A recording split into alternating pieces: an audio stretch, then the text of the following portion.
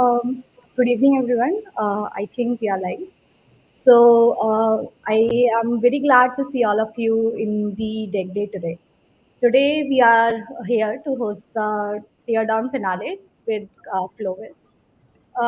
Really warmed by seeing the enthusiasm all of you have put in this month's deck, in this month's Teardown. We all slowed down a bit during holidays, but yeah, I was glad that you all showed your enthusiasm and participated.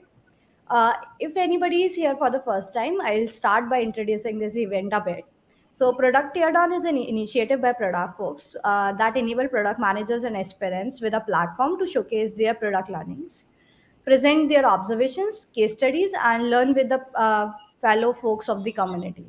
Every month, we get a company on board, and they give out a case study, and all the community members participate together, collaborate, and present their case studies on the given problems. If you haven't heard of Product Folks in Journal, the Product Folks is a volunteer driven community of product managers and enthusiasts who are passionate about making an impact and help each other grow more. So this month we had Flovis with us. Today I have Siddharth, Aditya, and Rishab with me as a jury from Flovis. I'll start up by introducing the best I can to let you know about Flovis, and then Rishab, Siddharth, Aditya can chip in. Flovis is a new bank for SMBs backed by renowned investors such as Sequoia, Elevation, and BNext. It's on a mission to accelerate the growth of small Indian businesses and medium-sized businesses through digitalization.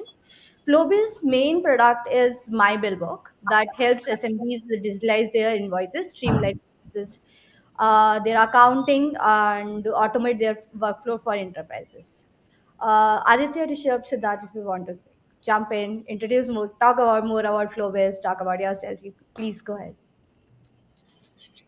Sure. I'll let Aditya add here. Yeah. Yeah, thanks, Mega, for that introduction. So I think at Flowbiz we are solving, real world, very difficult problems, both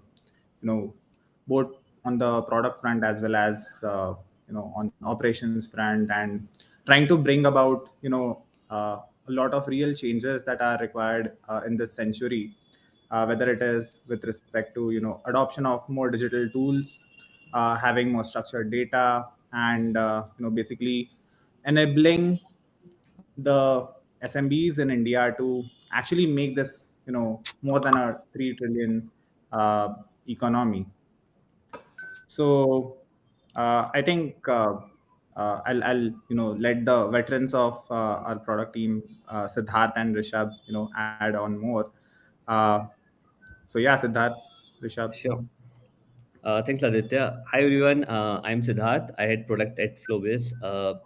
At Flobiz, the flagship product is MyBillBook, which is a mobile-first invoicing, come inventory management, come customer outstanding management product for small businesses. Majority of our users have turnover of over about 30-40 lakhs to 5 CR. That is the space where we operate. And yeah, as we speak, we have over 1 million businesses on with us who are using our product on a monthly basis, and very excited to join this session.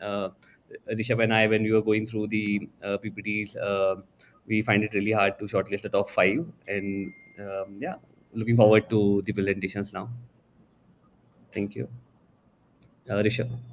Yeah, thank you, Siddharth. Just to add a bit more on that, I think a lot of people had done some really good research about the industry problems, like how India lacks a middle curve. There are barely any medium-sized SMEs, sorry, enterprises, and most of them lie on the micro front. And so that's what we are really solving, uplifting them and solving their problems through digitization. That's been our total goal.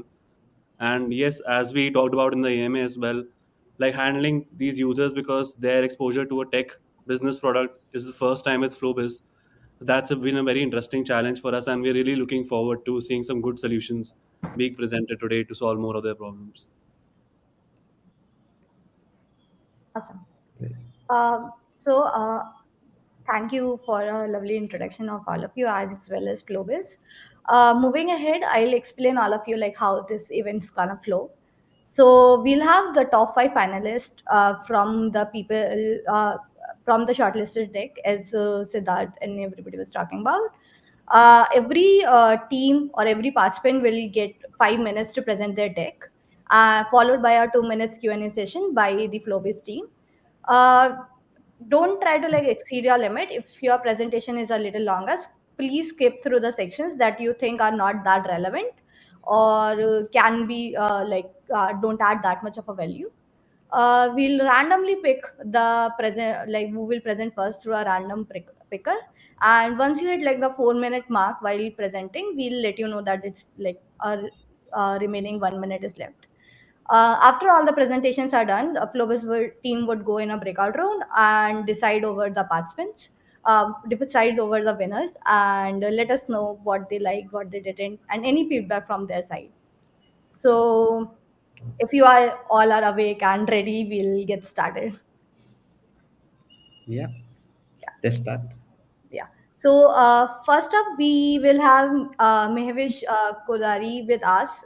He explicitly asked to present first, so we are not doing the random pick right now. So Mehvish, if you can like raise your hand, we can like add it to the screen.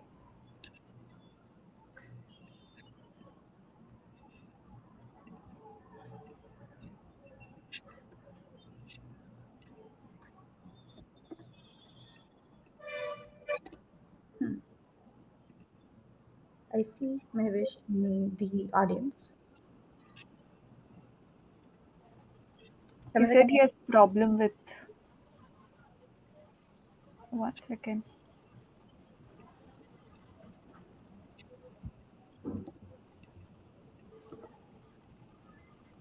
Mehvish, I've invited you to the stage, so if you can accept it. Okay, he's here.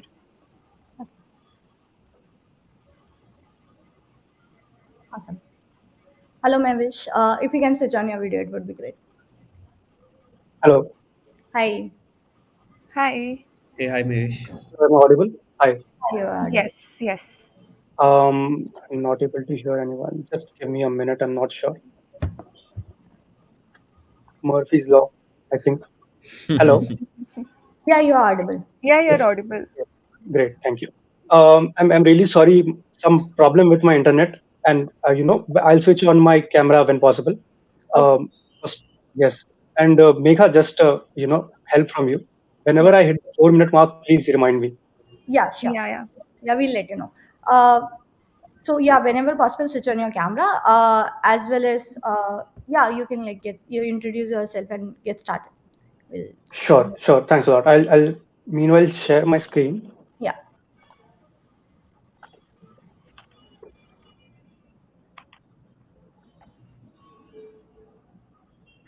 Okay, great. Good evening, everyone. Thanks a lot. First of all, I'm really glad that I am able to here present this deck to you. I would like to thank TPF and Flobis teams for giving me this opportunity.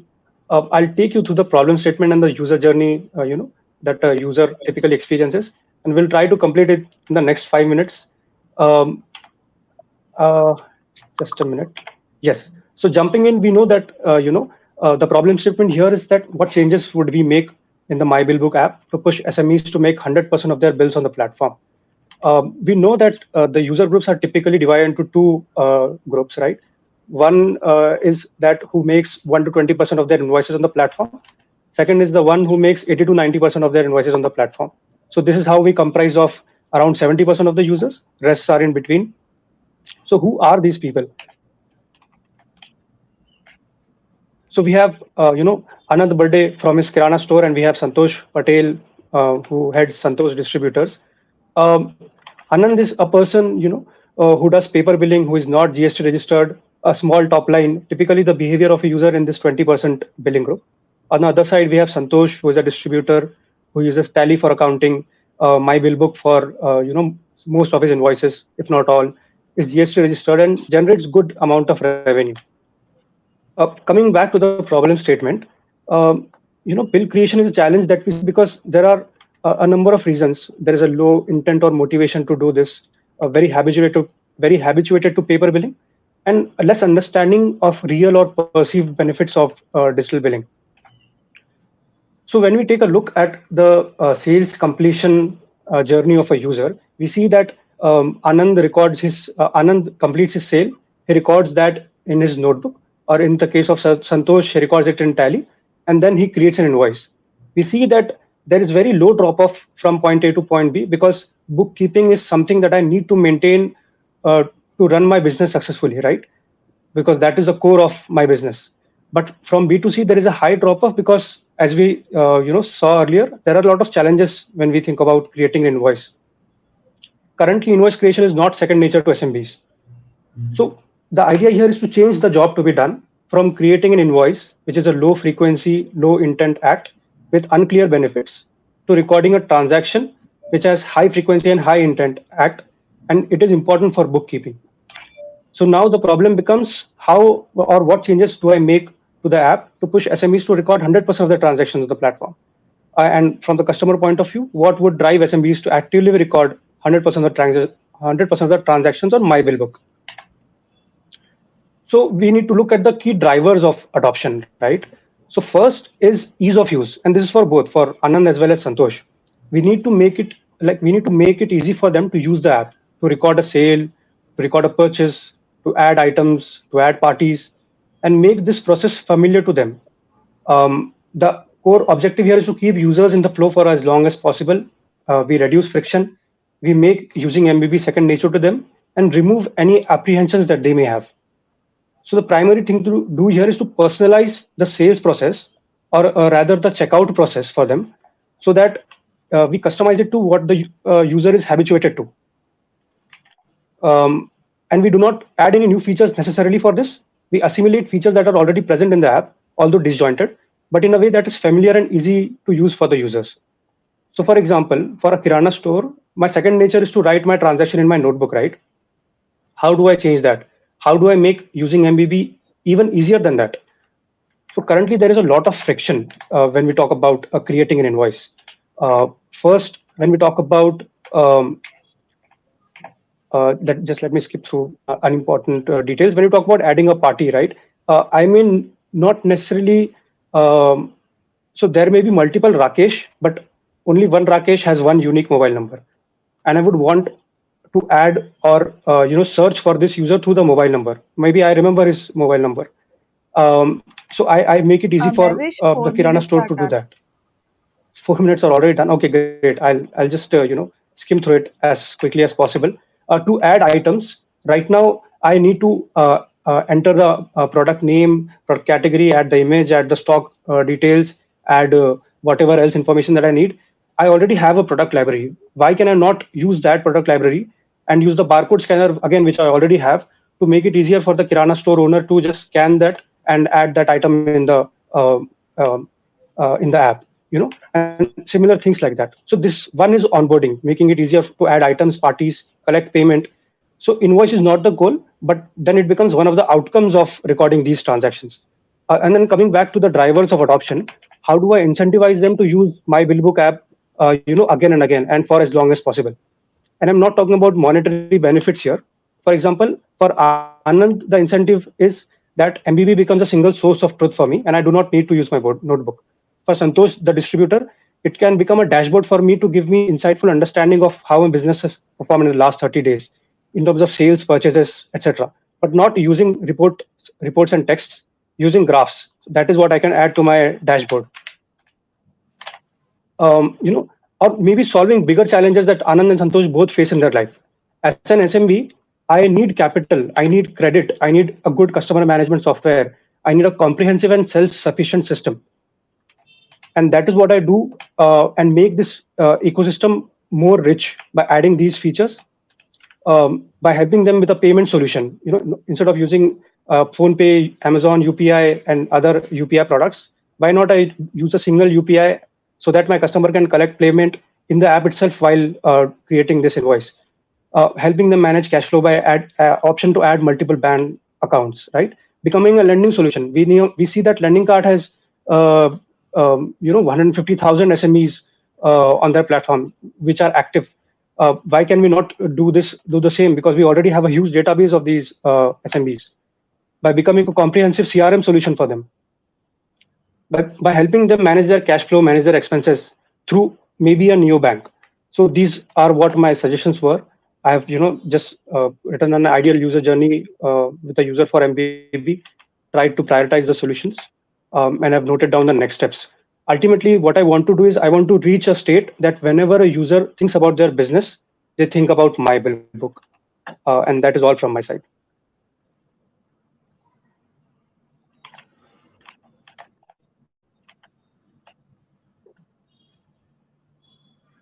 Wow, I think Mavish, I would like to commend you on the speed at which you were able to uh, and that too with a clarity which was not expected in such a short period of time. You were able to articulate or convey the core or the crux of the entire presentation. So kudos for that. Thanks a lot, Aditya. From my side, I think I would really like to appreciate like the depth where Shiviti went to. Like for example, figuring out that mobile number search is not there presently. Like that really shows that you paid attention to what is there and what is not there, trying to understand the persona and what a user journey is like. So I really appreciated that personally. Thanks a lot, Rishabh. Right. I also would like to highlight how you, like Risha mentioned, identified the persona, which was correct, and also how you reframed the question from creating an invoice to recording a transaction. So that was very powerful, and based on that insight, some of the suggestions made a lot of sense. But also, Mavish, as in, because I think what we could have done better is you presented, let's say, 10 odd solutions over there, but because of the time we anyway couldn't cover it. So probably you could have picked like only two or three and presented them in detail instead of going like all over the place. And some of the suggestions are also not directly relating to the problem also. So for example, lending payments, how does it help directly translate into, let's just say, about recording a transaction, increasing the number of transactions being recorded. So probably if you could have done that better, it could have been even more better. But it was a great attempt and loved your approach.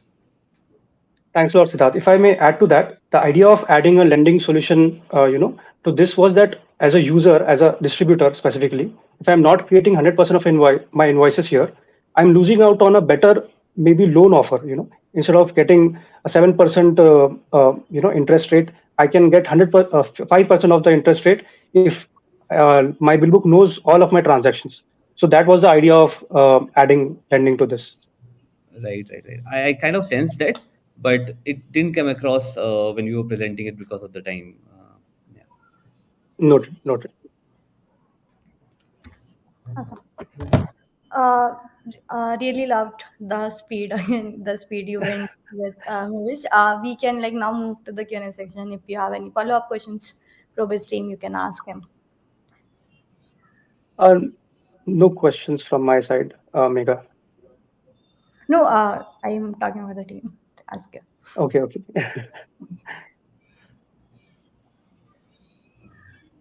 No questions from my side. Okay. Siddharth, Rishab, anything if you want to ask. No, I No think question from my side as well. Yeah. yeah, I think we have covered points. I have some questions around the some of the suggestions, but we couldn't anyway go into. As in, I've seen the deck before, so I remember, but we couldn't go into detail here. But I think that's fine. Yeah. Okay. Uh, all right, then I think that's pretty much it. Thank you so much, Mavish, for presenting your deck. There's one question for you, I think, in the Q&A section. That is like, how do you factorize CAC? If you want to answer that. How do I factorize CAC? So I have not considered CAC here in my deck. Okay, awesome. So we'll now move on to our next participants. Thank you again for presenting your deck and putting in so much effort. Thanks a We'll lot, everyone. Thank you. see you again. Thank you. Thank you. Thank you.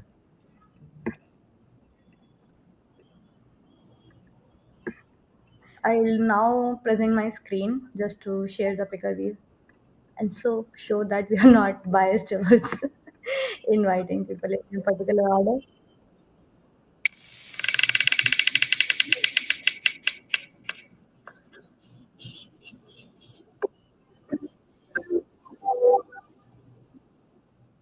So next up we have Ram and Bhargav who will present their decks. So Ram and Bhargav, if you can raise your hand, we can add you to the stage.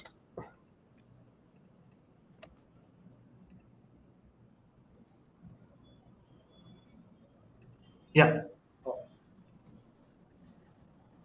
Hi. Am I audible? Yeah, you're audible.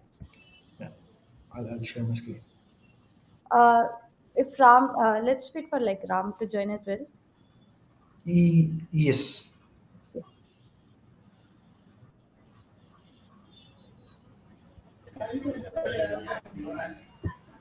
Ram, if you can Yeah. like join your video, it would be great. Yep. Yeah, I'm here. I'm here. Hello, everybody. Hello. Can you switch on your video, please? Sure. I just have a lower bandwidth. That's the reason I'm on. This is what I do. Okay. Uh, Great. Welcome, folks. You know the drill. You'll get 5 minutes to present and followed up by 2 minutes to Q&A. Yeah, you can present your screen and we can get started. Is this your first year down? Uh, Uh, First for yeah. Bhargav, This is the but not first. for me. I have submitted before. Okay. Okay. All the best. You can get started. Thank you. Yeah.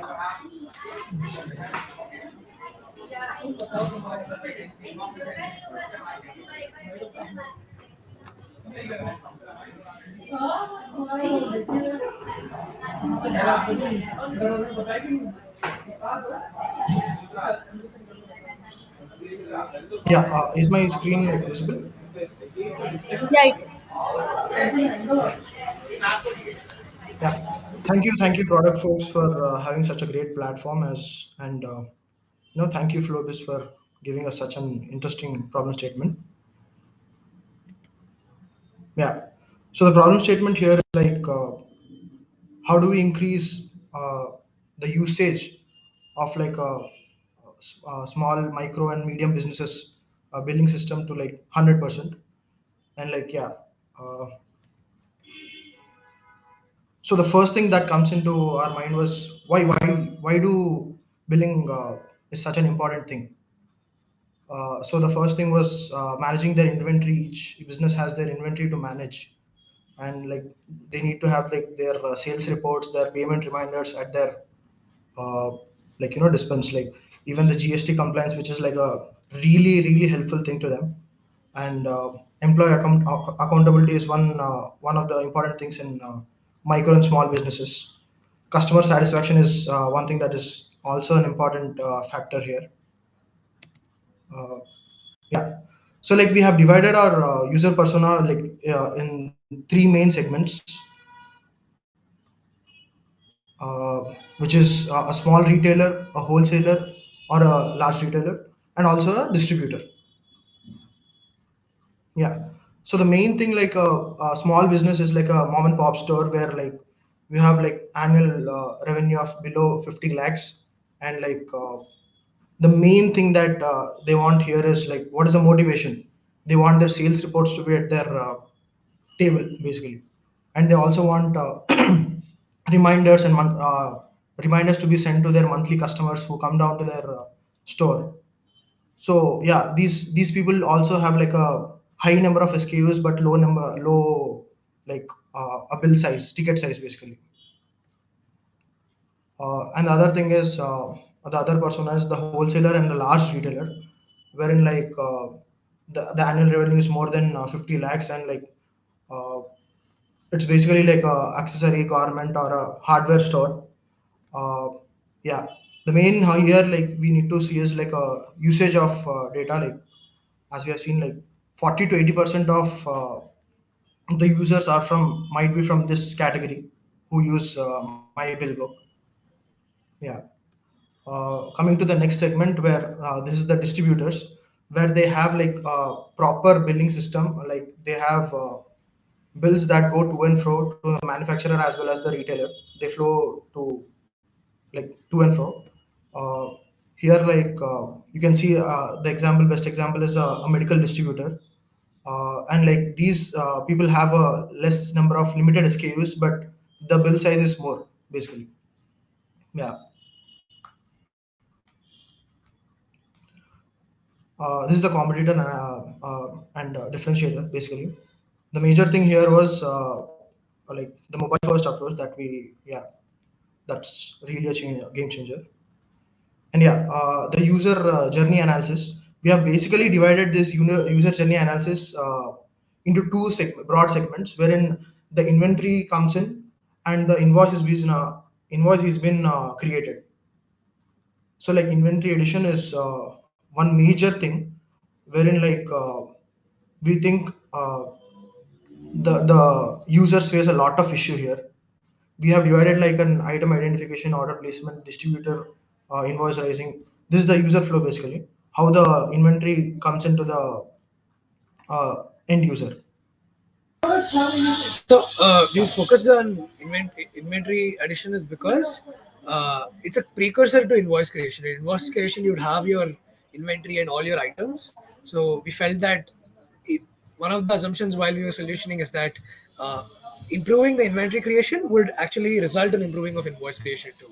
So that's the reason we focused on the inventory creation aspect also. You can go on, Yeah, Margo, sorry. yeah. So like yeah, as my friend said, like inventory management is one of the main things we thought of, and invoice creation is the next step. How does a user like gets into that inventory and creates a invoice? Yeah, you can go ahead, Ram. Yeah, could you just go like two steps back before? I just want to go through the pain points once. So if you look at the inventory creation workflow, uh, next slide. Now, if you look at the inventory creation workflow, the pain points we primarily identified is that when the inventory new inventory comes in, the user has to take a basically a check of what is the inventory he had ordered or she has ordered, and what is the inventory that they Last came. two And it minutes consumes a left, significant Ram amount and of time. Bhargav. And if they have to enter this inventory back into the MyBill item section, check of the heat inventory and keep adding how much amount they have received. So Wow. while actually while actually the order has come, okay, while Uh, actually the inventory has come, they have to manually check and they have to do the again. So there is a sense of repetition. So it increases the time. Bhargav, can you go to the next thing? yeah, can we jump into the solution ideas like really Yeah. quickly? Even, Yeah, sure. So yeah. the first solution idea is inventory addition through a bill QR. So this is the pain point we've focused on, basically the one that I've explained. So the idea is that when the bill is generated, the bill has a QR, and like again, this is a retailer and a distributor kind of a solution. Once the distributor generates an invoice and they have a QR, the retailer can now scan that QR and that would get accepted as an inventory into their app. So it directly doesn't get accepted. The next slide, please. uh, they can manually check through whatever the items are and then they add it. So this is the first solution we had. The second solution we had is a guided inventory addition. That is while onboarding itself, the thing is when you can select which kind of an industry it is and what is the exact store, you could suggest them the list of items that they actually go through. We could also look at data analysis from nearby stores and they could check it out and directly it could come in and you have a reference categories, items, and add it on. So this would ease out their onboarding process and inventory. Once the inventory is set up, they would have already invested something into the app and which would increase the likelihood of bill creation and invoice generation. The third is a very small suggestion of party last and inverting the invoice flow, which is basically in the invoice generation flow. The first thing is you add the party, then you add the items, and then you generate the invoice. The idea Ram was and to Bhargav, add. time up. Uh, can we just get a Uh, minute more if you don't just mind? like yeah, Can they get a Um, minute more? Siddharth, Rishab, Aditya. Yeah, sure. Yeah, okay, go yeah. ahead. So this is basically we said that the party should be added in the last. This is the fourth thing. The current addition of the inventory happens in a list. We wanted to make it like a Swiggy model, which is a much better UX because we are better at image processing than text processing. Background explanation. Uh, the solution 5 is basically auto-hide. This is more like This is more like a vision thing where you take a photo of all the items on a dashboard and it picks up the items by itself and adds back to the inventory. The next solution is basically where you get a when the message is sent to the customer, you have a ting and a message confirmation message, which is basically reiterates the value that the user is getting when the invoice is created, which is through a customer connect. And the last solution that we have is basically directly capturing the kacha bills, which they kind of have through a kind of an image OCR, optical character recognition, and this helps them actually do it manually, but again at the same time get it onboard onto the app too. So we have taken this, and what we have done is we have prioritized it along the impact effort matrix. And next, if you go through in the prioritization, we took the approach that was mentioned in the Slack AMA that the Billbook would use, which is to see the value in terms of the timeline and given a priority order here. And the next is where we have given impact metrics for each solution. So yeah, so broadly, this is what we have done. Really, thanks for giving us the extra time and giving us the service. Thank you. Thank you. Thank you so much, Ram and Bhargav, for presenting. You can stop sharing your screen. Yeah. We'll now move Yes. to the Q&A session. Aditya, Siddharth, Rishab, any questions for the team? Let us know. I'll start off. So, you mentioned that you would want to introduce a QR code so that people can scan the bills and then automatically their purchases would be created, right? Yes. So, how is that? Let's say I'm a retailer. How is that encouraging Yeah. me to create more of my sales on my billbook? Like, okay, my purchases are now there, but what is the incentive for me to create more sales now? So your purchases are there. Your purchases, you also have your inventory here. Now the point is, if you look at the primary motives, one of it is managing your inventory, right? So if you have already a set of inventory here, it will be easier for you to actually go through and add the invoice, so that it gets reflected back again into your inventory, and the other things would happen like alerts to you and other value add features would happen. So uh, the idea was inventory creation and adding these things is a significant, let's say, drop off point with respect to bill generation, because it takes a lot of effort to do so. Ram, so if I understand, I think a major assumption that you have taken here is, inventory population of inventory is necessary for creation of bills, or to at least begin the activity of creation of bills. Yes. In the process, you have also assumed that updation of inventory is also, required for creation of further bills. Am I correct? No, the first one is true. The second one is an assumption we made with respect to the value that you derive. So, with respect to, you can still create the bill, but the reason why, as a business, you would create a bill is because one of the key reasons is to reflect it back into your inventory. So you can still create a bill without your inventory, without updating your inventory, but the value you would have is just to have a bill rather than check your current levels of inventory and have an updations by itself. Got it. Okay, I just have one more question. So Siddharth, I give it to you. So you also, a couple of solutions I really liked over there. So one of them was the Kacha bill, how capturing through that image. One that was pretty interesting. So how would you pitch that to a user? Like, let's say I make 50% of my bills through Uh-huh. Kacha bill. How would you pitch that to me that, hey, why don't you capture them on my bill book as well? This is the incentive for you. Yeah. Like, what value So here proposition? comes yeah. So we need to be able to sell them by saying that at the end of the month you will get like how many kacha bills have you made in this month, and you don't have a record of those things. Don't have the record of those inventory. Don't have a record of those statements basically. This makes you easy to let you know what is your complete sales for the month, and every like a small and micro business also wants to know like what is the sales at the end of the month. Okay. Yeah. Got Hi, Bhargav and Ram. Like the presentation overall, I think you hit the nail at the right point when you mentioned about having inventory as a blocker to invoicing, right? And which is a common activation problem that we see. A lot of people, if they have like 500 inventory items, first they need to edit before they can actually start invoicing. Um, so that problem identification was correct. With respect to the solution that we proposed, I'm not sure. Apart from the product library guided inventory addition approach that you mentioned, that makes a lot of sense. But the other one, the QR code one, I think there the assumption is that the distributor of this retailer is also on MyBillBook, and True. they are in the same locality. That is why they are both of them are using a MyBillBook, which I think needs to be catered into the solution part as well when you prioritize it, whether the distributor is also on the platform.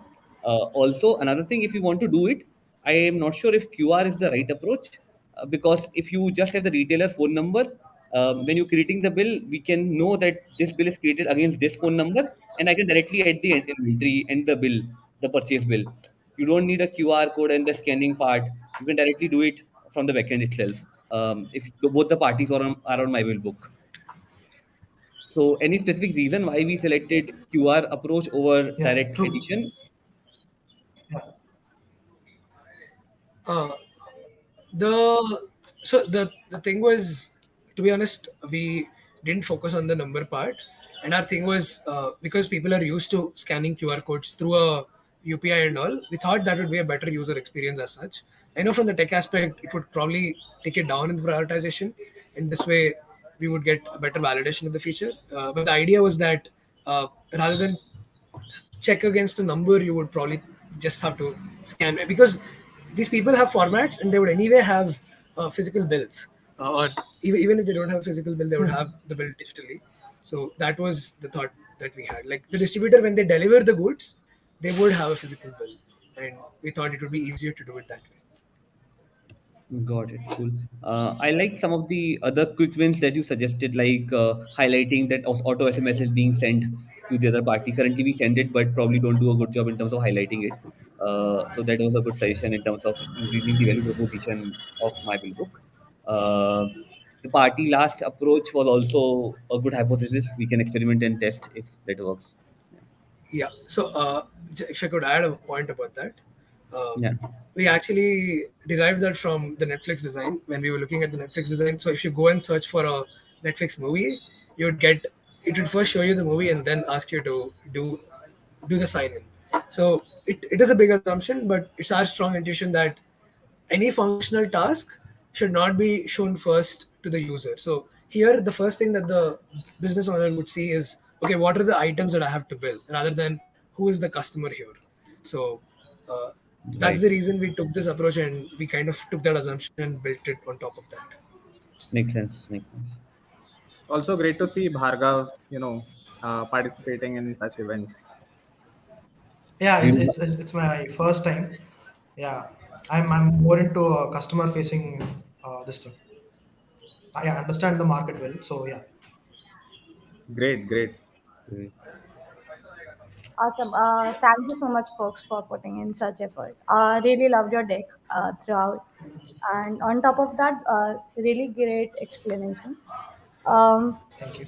I hope you had a good experience in like going through this whole event and making a guest. We'll see you around. Oh We'll yes, yeah. now bring in our next participant.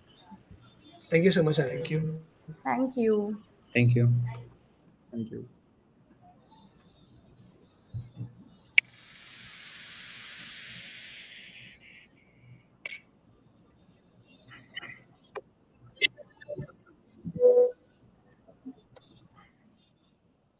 Next up, we have Aditi and Anshul who would be presenting. So, Aditi and Anshul, if you can raise your hand, we can add you to the stage.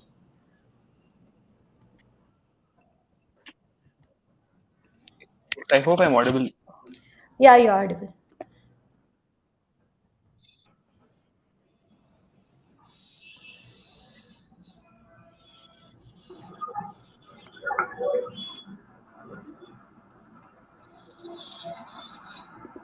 Aditi, if you can switch on your screen, switch on your video. Yep. Okay. Yeah. Yeah, you're visible. Okay. Hello, guys. How are you? Good. We'll Good. get started. Yep. Hey everyone, I am Aditi, and with me I have Anshul. And with this, I'd like to jump in straight to the deck. So, I believe we are all having a good enough background of my bill book by now and the problem statement that is to increase the number of bills generated on the platform. So, we have created three user personas, two from retail and one from services industry. So, diving into Umesh first, he is the sole owner of a Kirana store who is not that tech savvy but has adapted to using QR based payments. His main problem is that he is not able to do all the tasks in his shop on his own and is wondering if there is any other solution rather than hiring someone. For him, we've envisioned a solution self checkout through QR codes. So, manual billing at a Kirana store is a process that takes a lot of time and leads to a bad experience for people who say just want to buy one or two items. Umesh can generate and print a QR code using a share your online store as QR functionality. This can be further enhanced with a POS speaker similar to what we see in Paytm, confirming receipt of order for the buyers. So, this slide we will skip. So now a quick summary for all the benefits involved for the users. So for the end customer, they receive a better browsing experience. It removes language barriers for them as we can have translated item names on the app. They can easily discover offers and discounts. They have an end-to-end enhanced experience with the POS speaker acknowledging their payment, and this is all done with a minimal dependency on the shopkeeper. For the business owner, they only now have one checkpoint for validating the user generated invoice with the goods. It automates billing, has a faster checkout, and creates space for more customers. For MyBillBook, it increases the adoption of online store and inventory management along with increasing number of bills generated. This is also easy to implement as the online store functionality is already existing and only a QR code generation needs to be done. Moving on to our next user persona, Neha, a restaurant owner that sees high online order volumes on Zomato or Swiggy, along with offline sales. Her main problem is that at the end of her day, it is difficult for her to collate all her orders from online and offline together to get a holistic view. So for her, we've envisioned a solution, transaction import or export from third parties. This can be implemented in a generic manner to allow import from multiple third parties such as Zomato, Swiggy, Amazon. Once users see the import export problem being solved, they'll organically start making their bills on MyBillBook to see collective sales. So let's look at Neha's customer journey. First, she becomes aware of a problem, and then she considers using MyBillBook that gives her the ability to import her transactions in one place. After adoption, she makes her bills digitally and is able to see all sales in one place. Further, she can even see reports of her daily sales, profit, and loss. Anshul will take it up from here. Yeah. So next we are coming to Anita. Anita is a tech savvy owner of an online cosmetic store who sells her products to social media, and her primary communication channel with most of her customers is mostly through WhatsApp. And currently she has to deal with bunch of customer queries, issues. She needs to deal with invoicing and billing of the orders, also keeping track of deliveries. But it's kind of difficult for her to manage this across platforms, so she uses a separate CRM, or let's say an Excel, for keeping track of all the customers, a different place for doing the billing and invoicing, a different place for actually delivering, like for shipment of orders. Next slide please. So for her, we have envisioned a solution where MyBillBook can create a Chrome extension which can integrate with our existing CRM solution. And while MyBillBook can provide that billing and invoicing capabilities, while all being in the WhatsApp web framework. So this extension can provide the users the functionality to integrate their online stores, which is even provided by MyBillBook, directly into WhatsApp, and enable them into performing functions such as order management, CRM, marketing, all at one page. Next slide, please. So the journey looks like she becomes aware of the problem that she has to deal across multiple platforms, and she's not able to scale because ordering, and everything is at different places. And even if she wants to hire a different person to do her job or to scale her thing, they need to understand all of the platforms, have access to all platforms, and like manage it across, which is kind of a pain point. So that is where this comes. And when she discovers the MyBillBook solution, when this is all integrated in one place, this is very easy for 2 her to use. minutes And left, also Anshul and Aditi. sure, yeah. So after the adoption, she can actually start maintaining all her inventory on MyBillBook itself, and generate invoices, share it directly with the customers, and also share product links and all the catalogs that are already there as part of the online store. Uh, next screen, please. So overall, this idea is inspired from a Chrome extension called Kubi, which is a CRM integration for WhatsApp web.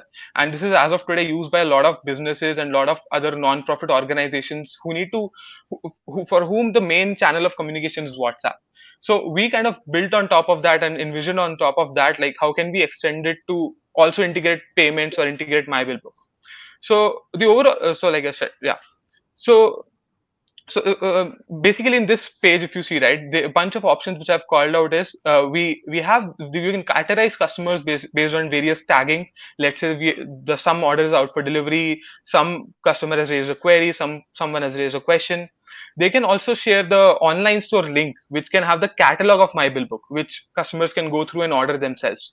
The invoice generation can also be a one-click process in the same page itself, and the next they could just share the invoice links directly with them. Next slide, please. So the first one was order handling. Second is CRM connection. So like I called out, this current extension already has that support built in, where you can integrate with third-party CRM. So I envision that whenever MyBillBook kind of builds this will come out of the box, that you can connect third-party CRMs, and they don't have to build this functionality from scratch. They can just leverage whatever is already out there.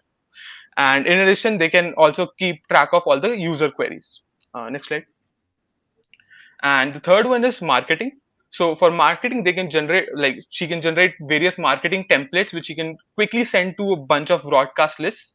And as part of this, she can also explore other functions such as Time exporting up, all the Anshul, transactions. Aditi. Yeah, just 5 seconds more. And the third point being, like MyBillBook already has marketing ways on WhatsApp, and that could also be potentially integrated here. Next slide, and that's all. Thank you, folks.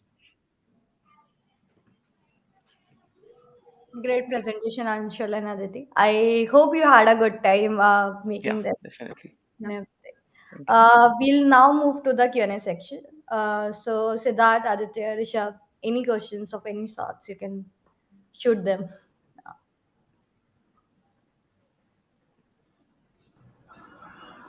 I think Siddharth, you can begin.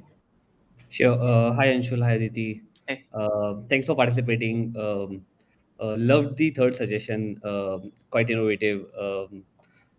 So that was a great attempt. I first, so the couple of suggestions were based around online store. In fact, some sort of a online merchant base.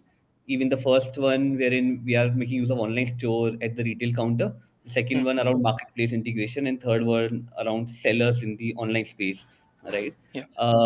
But do we have an idea with respect to, we like in terms of problem identification? When we started with the problem statement, wherein we want more people to record 80% of the invoices instead of, let's say, 20% today. How big is the TAM of the customers who are actually selling online? Right? Do you have an Right. idea of it? Or because if the TAM is the total addressable market of online sellers compared to all the retailers, wholesaler, distributors is limited, then whatever we build will be useful for only a small percentage of the overall users who are actually selling online. At least for the Right. second and third suggestion, right? So how did you think about that? Yeah. So for the second solution, right, I believe the TAM will be pretty high because it's pretty much all restaurants, right? We have cloud kitchens, we have a lot of restaurants selling on Swiggy, Zomato. So that TAM I consider as pretty high because that is like pretty much 70-80% of restaurants in India. So for that, I consider the TAM to be pretty high. But for the third part, I believe the TAM will be slightly lower. The sale volumes are lower, but basically the retention and the usage of other features will increase dramatically, because they will do everything on your site. They will do in like similar to, okay, if I want to launch a site today, I want a billing provider, I'll integrate Stripe, but Stripe will not give me any of those functionalities that you folks give me. So it's like you are basically becoming also the payment provider for them, and also managing the other features. So the point I'm trying to make is, even if the TAM is lower, the retention and the purchase of, let's say, more advanced features will be higher, because they are completely based on your platform and they don't need to go to other solutions. So Got it. Makes sense. Regarding the second, though, I don't think restaurants are a major users of MyBillBook right now. The requirement for a okay, restaurant owner is a bit more sophisticated. So I there see, are I some see. separate tools only for restaurant owners. We have a user base, but I don't think that is Hmm. significant enough. I see. Okay, okay, okay. Got it. Cool. That's all. Thank you, Siddharth. Awesome. Folks, if you have any follow-up questions or any sort, you can ask. Otherwise, we'll move to our next participants. No question from my side. Okay. Awesome. I actually have one question. So your first solution, which encourages self-checkout, how do you suppose a mom and pop shop, which was one of the personas that you were pitching about, with less than, let's say, 50 lakh turnover, would be willing to adopt such a solution where complete control is in the user's hand to, feed in their order? Right. So, I mean, I envision that only for smaller number of SKUs and smaller number of items. A very basic example, I just want to go to the grocery shop to get a packet of milk. Even I do that today. I quickly scan the Paytm, I pay, and I run. I mean, I just tell them, just listen to the speaker and I'll go. Now, that is still, it's just this much amount was paid. It's not tied to the item. I'm just saying we slightly enhance it. So and it's not like it's additional cost to them. It's more like for smaller number of SKUs. If I hope like someone would have, you folks would have also seen this problem. Small shop, they don't have to. If someone is waiting with 10 items, there's only one biller at most times. If I'm only getting a packet of milk, it's a bottleneck. So that is the only part I see, and I don't see it as a big cost as per se, because it's mostly QR based. Online payments will also go through QR, and they're anyways okay with UPI payment. So I believe the adoption should be decent enough, and this is only for kirana stores which can at least have a walk-in, not supermarts, but like apartments or whatever you have in your apartment would generally be a walk-in store. So that is what my thought is. That I like kind of informed from a real problem I face. So yeah, thank you, Great. Thank you. thank you, All right. Thanks, guys. thank you, Awesome. folks. Thank you Thank for you. sharing.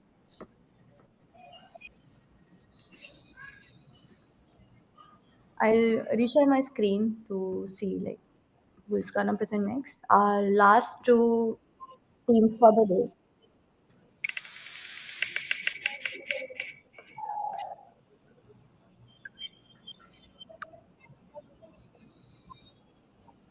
So next up we have Basavraj and Sajloni. If both of you can raise your hand, we can add you to the stage.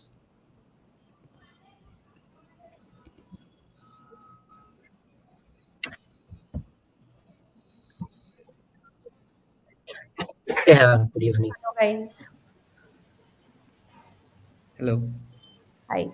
Sajloni, if you can switch on your video, it would be great. Yeah, sure. Yeah, very good evening. Good evening. How are you guys? All good and ready to present? Yeah, yeah, we are ready. Yeah, sure. So let Basavraj, me if you introduce could myself. present. Yeah, sure. Yeah. Yeah. You can share your screen and get started.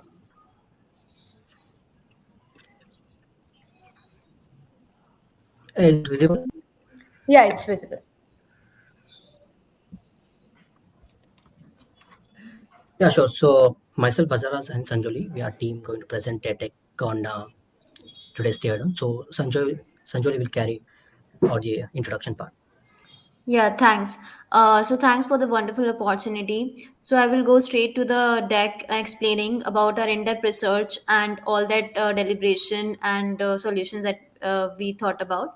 So now I will skip through these initial slides because we have talked a lot about Flobiz as a platform, and we also did some competitor analysis. We understood what are the stakeholders. So our approach to solve about this problem was is to drive certain metrics, is to drive retention, adoption, and growth of the platform. And we focus upon two major stakeholders, which are majorly retailers and wholesalers. Prasavraj, if you can go to the next slide.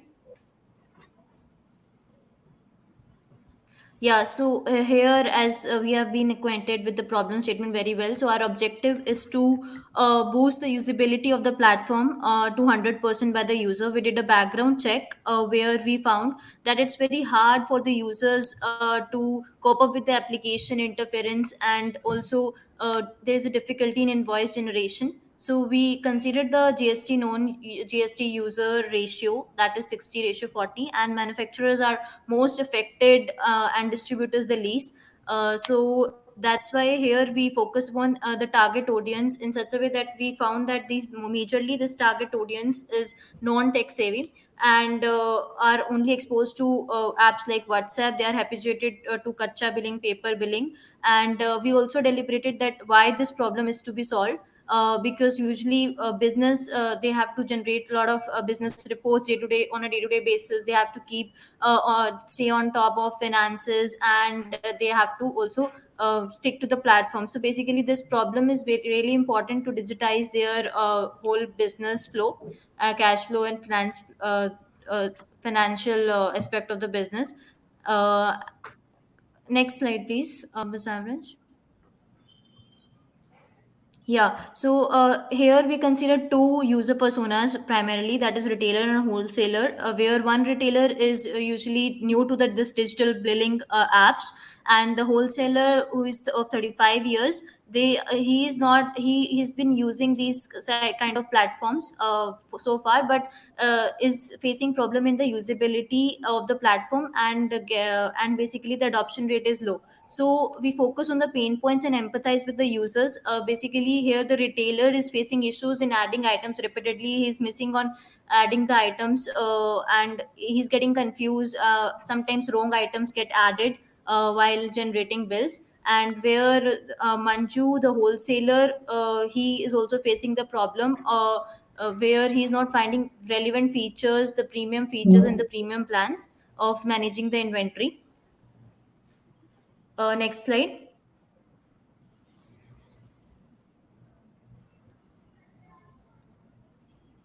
I think Basavran's network issues there. Yeah, so here we listed down all the pain points, and we looked at the gaps on the pain points. So basically, the tech savviness is an issue where most of the target audience falls into. They are habituated to kacha billing, the design and features. We need to include more features to the app to increase the adoption and usability of the platform. There's difficulty in adding items and parties repeatedly, and also we have to increase the pace of generating the invoices. So the scope we thought about is that the solution could be UX enhancement, and there should be an optimization of item addition and invoice generation. Also there could be option of adding multiple bank accounts, because we see their lack of miscellaneous features as well on the platform. Next slide. So from here, Basafraj would Yeah, take fine, over. Sanjali. So Yeah. yeah, so coming to the solution part. So based on these our findings and the pain points, we have listed down the various solutions. So coming to the onboarding part. So once the user gets into the app, he's not able to understand where to move ahead. So we have introduced a app tour which will guide them to the overall app, like what this particular icon will do. So they have option to skip this or complete the app, because there might be users who are already aware of this kind of app, so no need to force them to use this app. So once they complete this tour, they also we can give them the reward. So these rewards should not be like base casual reward like cash or some coupons. It should be in such a way which will enhance the usability within the app. Like MyBillBook has a option to make the stock changes only for the 5 times. After that, they need to buy the premium version. So we can Sanjoli and give them Kashivraj, one last few two more minutes. options to add. Yeah, we Yeah, can sure. rush through So I think slides, this will Basafraj. enhance their section. Yeah. Coming to next is optimization of item addition in online store. So I think once they add the item, they need to go back to item in order to pick the stocks, like quantity of stocks and low stock quantity if they want. So instead of that, once they select the items here, they can easily select the quantity and the stock quantity and low stock quantity if needed. So this, because they will have the item names in front, they can easily add. So this will reduce the friction and also increase the usability. So metrics affected here is the bulk addition of items. And next, coming to the auto selection of items for the returning custom. So this comes under the invoice generation, where once the users click on the invoice generation and go for, after adding the party, they go for item addition. So they have an option for select the items for previously purchased items for the returning customers.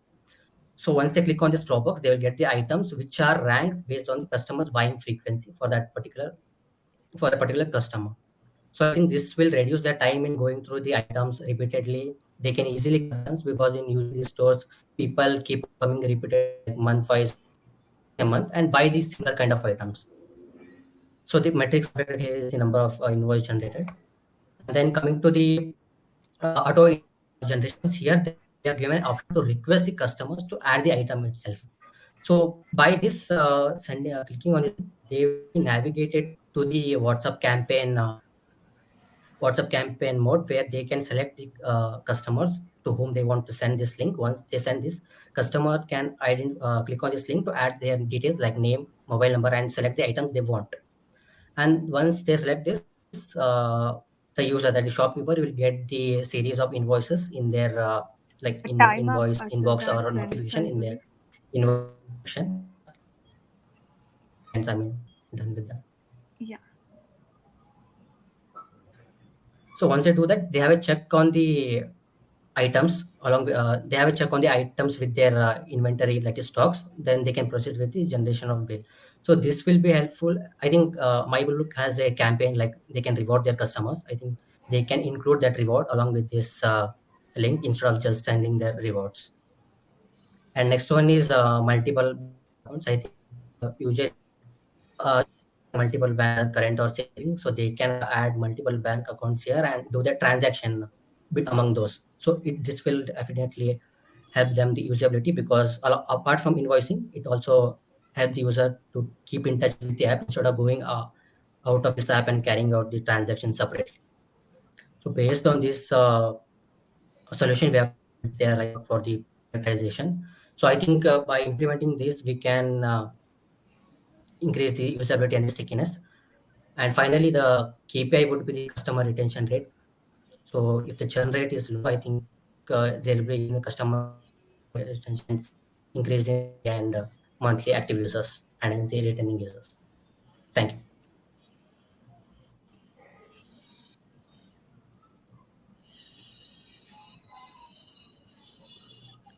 Bhargav, you can stop presenting your screen.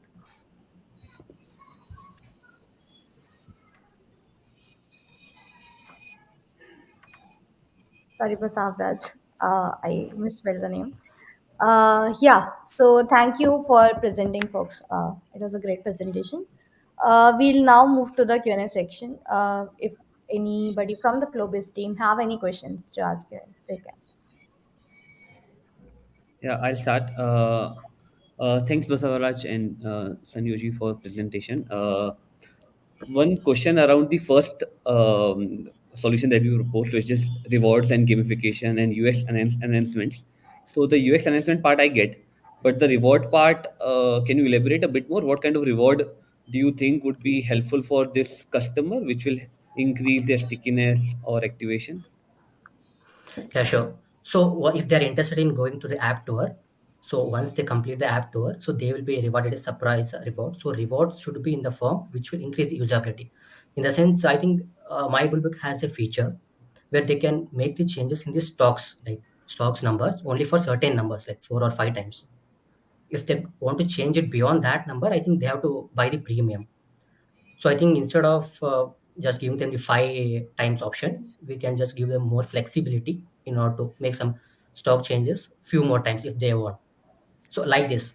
So giving them the rewards, which will which will make them to use the app instead of giving some casual rewards. Got it. So And that was my point. when will the rewards be given? So one thing you mentioned was the going through the tour. Can you suggest few other examples where we should give reward, which should be incentivized? Okay, after completing two, I suggested rewards. Apart from anything else apart from the tour thing? No, I think already reward is there for getting the referral. I think that is already there in the app. So once you get the referral, and if that person buys the premium version, then the referred person will be rewarded. So I think that's already there. So we thought of including here. But the user who is going through the tour, and if we are incentivizing the tour, the idea I think would be that these are all new users, right? Who are not used to Yeah. billing, hence they are going through the tour. So if they are new users, will they really find value when they get additional stock adjustment kind of a benefit? Because they are anyway new users, they are anyway not used to the platform. So will they even find value in something like a additional reward in terms of stock adjustment quantity increasing? I think not initially, but further on, if we keep on using it, so that can add a value, I guess.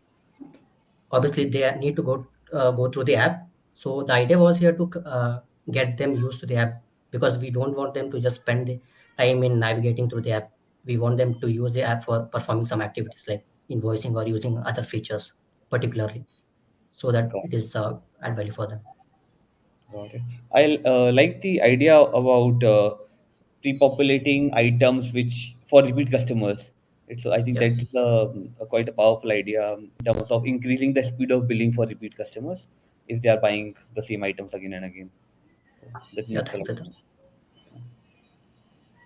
I have a question regarding the fifth solution that you guys mentioned, and as a precursor to that, I think you mentioned that addition of some of the miscellaneous features would actually increase the chances of them creating more or boost the creation of more bills on the platform. Uh, if you can elaborate, why did you, like, out of all the possible features, why did you specifically zero down on multiple bank accounts, and was there a like prioritization matrix that you had in mind while selecting from a plethora of different features that you envisioned? Sure. So the reason for adding this multiple bank account was to increase the usability. I mean, not it will not impact the generation of invoice, obviously. So after generating invoice, so if they want to transfer the amount to their multiple bank accounts, they can add it and do it. So reason for doing it, bringing down, because rest of the other features seems more beneficial and add value for generating invoice, because that is the like more number. I mean, that is the feature which is used in more frequency, which we got from AMS session. So I think that's the reason we prioritize other features than adding multiple bank accounts. So I think I saw a review, like they need a online review that there is a requirement of online bank account. So that's the reason I added here. So that depends upon the type of users, and if the scale is really big, then the business scale is really big. If they are using that kind of multiple bank accounts within same business, so that will be beneficial for them. I mean, not for everybody. So that's the reason we brought it down. All right. So if I understand correctly, it's not got anything to do with actually increasing the number of or the wallet share of the invoices being created. No, it has no relation with invoice generation. It will just increase usability within the app, apart from billing and other inventory management. So that was the point. Understood. Just one question from my side. So regarding auto generation of invoice, how is that different from me just sharing the link of my online store with a customer, where he can just sign in and select whatever items that he wants to order?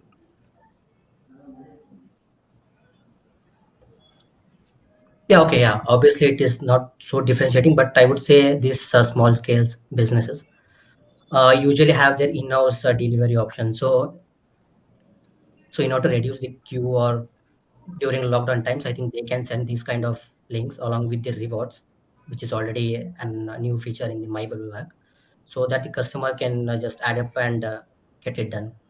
So if they want to make it like, usually customers buy it for monthly or twice a month. So I think instead of they going to store, they can easily uh, send the items to the shopkeeper and they can get it done. Because these worker units, I don't think will go for that kind of online store. It's not for the users who already have their online website or something. Only for these kind of small scale people, I would say, who find it difficult when there is a huge crowd in front of their shop. So they find it difficult to manually enter the party name items again and again, if especially if there are returning customers.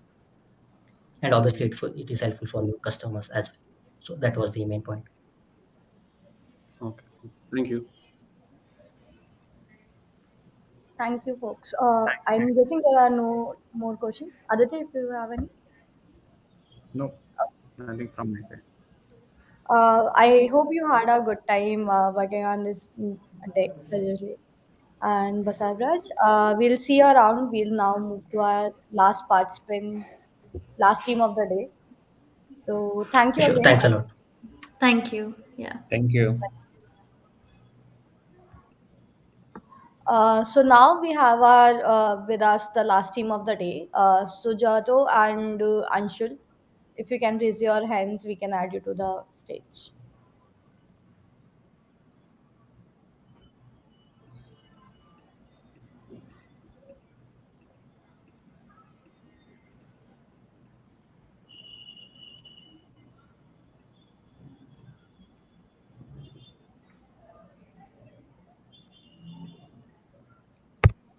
Awesome. Hi. Hi. Just a Hello. minute. Hi. Just a minute. Hi, everyone. Hi. Hi, Anshul. Hi, Shugata. I'll just share my screen. Yeah.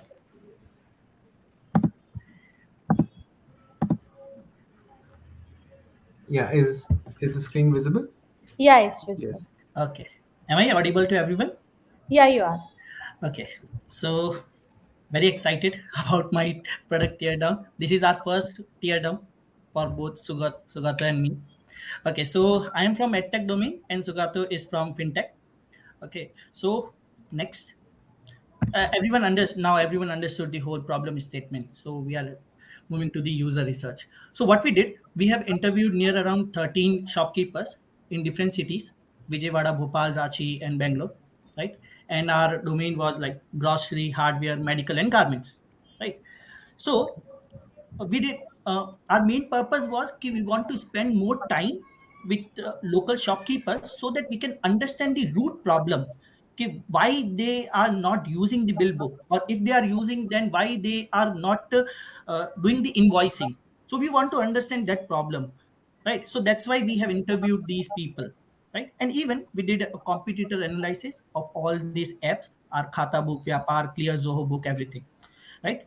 Okay, so next. I think the personas. Huh. Okay, fine. So on this research basis, we have created two personas. The Balaji, who have a Ganesh grocery, and Suresh, who is running a Hanuman hardware. These are the two personas, right? So let's understand what the problem these people have.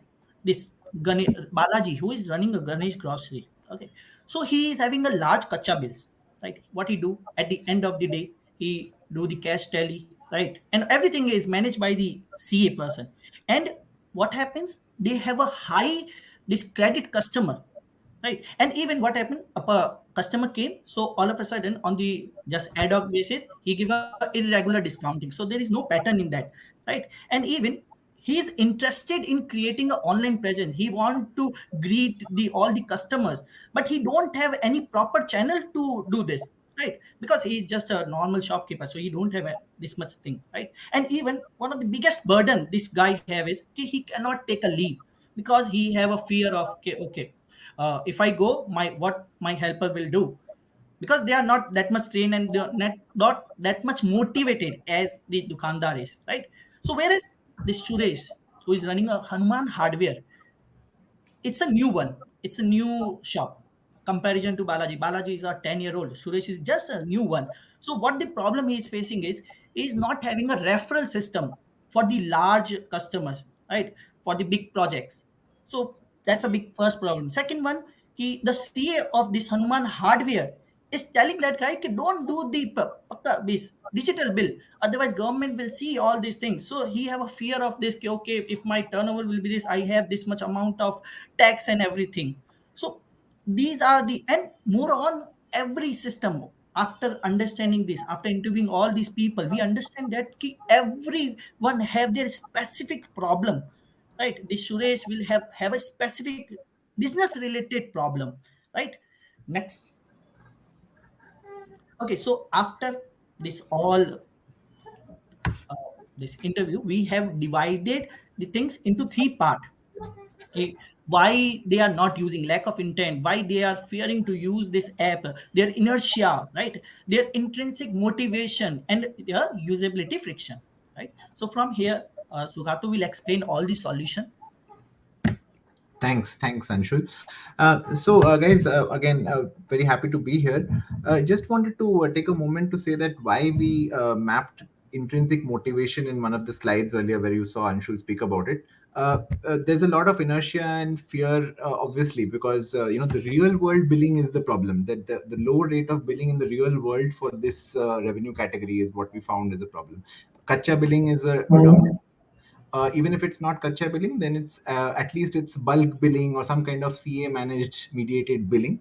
So the problem is that we need to understand how to make invoicing and inventory management, which are inherently not exciting to the shopkeeper.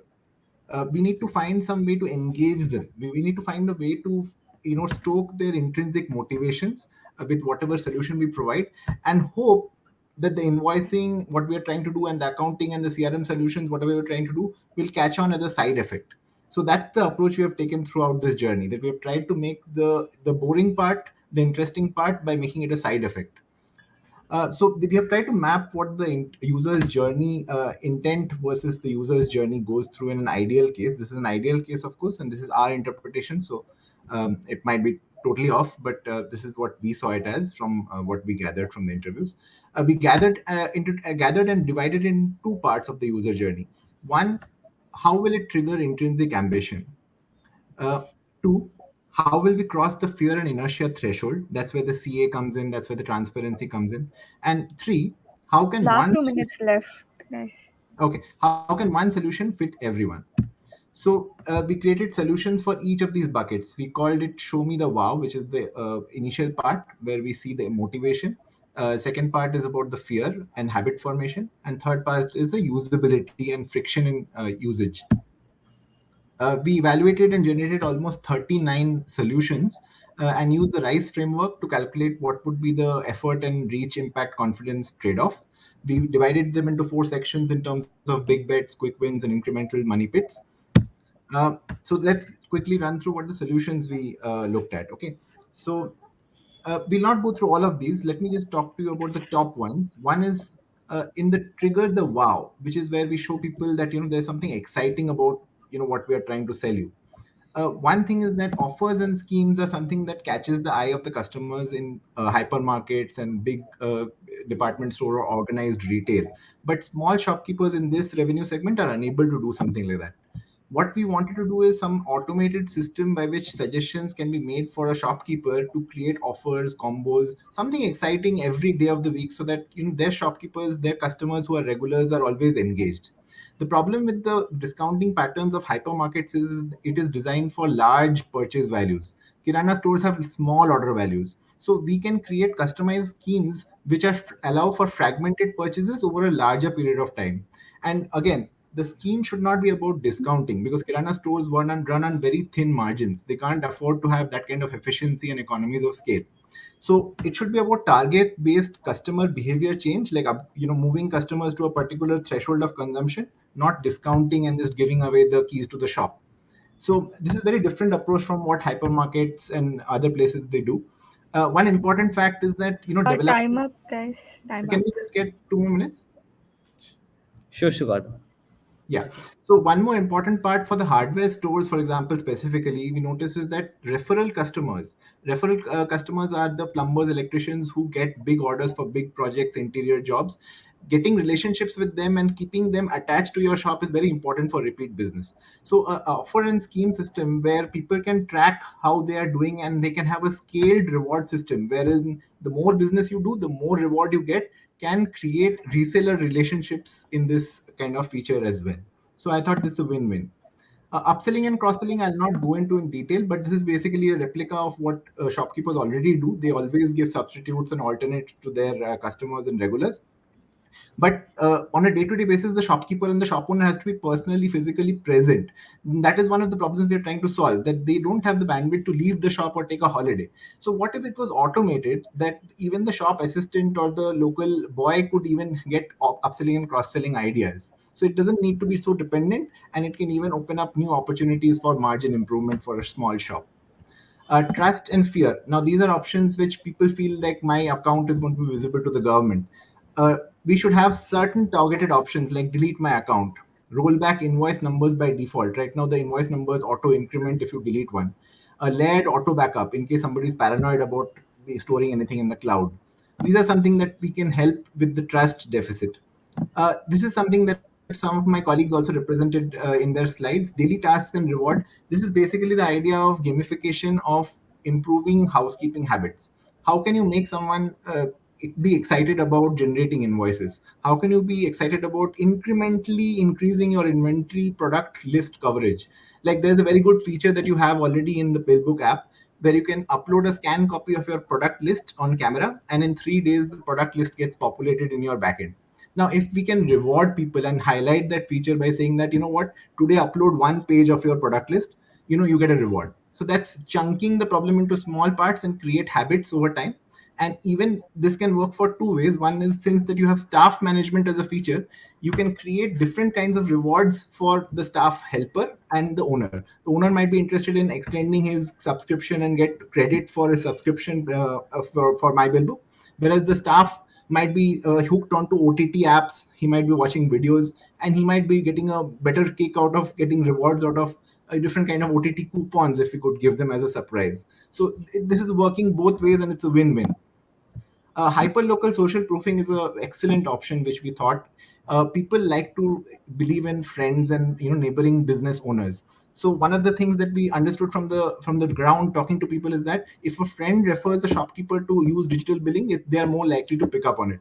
Why not take that and weaponize that even further by providing at every touch point some references and auto-generated case studies, which, for example, at the invoicing stage, let's talk about this.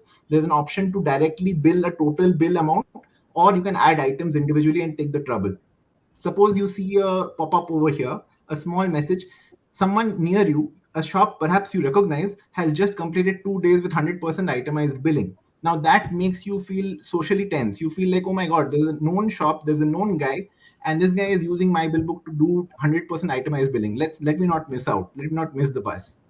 Same way over here, you can see the feature for Ganesh traders on the right, where he's uploaded his entire inventory using scan feature. So this is a feature already there. So somebody's used it. Why not create social tension? And this is again people they already know nearby. And the problem scales as and when people use it more and more. So as and when people use it more and more, it becomes even more powerful, and the hyperlocal case studies become even more convincing. CA dashboard is something very contentious and experimental. We'll discuss it in the Q&A. UPI integration is also a very important part, we thought, because the Paytm app is used by almost everyone, and having to switch between apps to get the payment tally or the cash inflow checking, I think takes away from the MyBillBook invoicing and entire experience of the flow. What we want is that MyBillBook should follow in the same footsteps of UPI integration, generate dynamic QR code so that the bills can be directly associated with the payments. If they don't do dynamic QR code, no problem. We cannot have this. We can still have a normal static QR code, and still the system can be smart enough to check invoice amount versus the inflow amount and create a match with a certain amount of confidence. Like you see over here, pop-up notification has come and a voice announcement comes just like the Paytm sound boxes, except that it comes from the phone. And people can get an auto matched invoice to a payment match just by the amount that they're using. So this improves the usability and friction much more. And we found that shopkeepers were reporting almost 30 to 40% of their transactions are now on UPI or some digital mode. So this makes it all the more potent. The other points are more ancillary. Creating billing cycles for customers, like for example, adding an invoice to a billing cycle is, I think, very critical, because we told you about a shopkeeper, Balaji, who sells most of his regular credit customers on a 1 month cycle. They don't sell it on a 7 days credit period or 15-day credit period like corporate customers or large contractors. So they have a particular khata they maintain offline, and all credit sales are entered in that at the end of the month, and then they regularly call up. So what if we could maintain Prakash Kaka as a regular customer? Balaji can maintain Prakash Khata as outstanding in a khata. So he adds it to a khata instead of adding it to a due date, which doesn't make sense for a shopkeeper. So he would rather have something like this, which replicates his existing traditional system.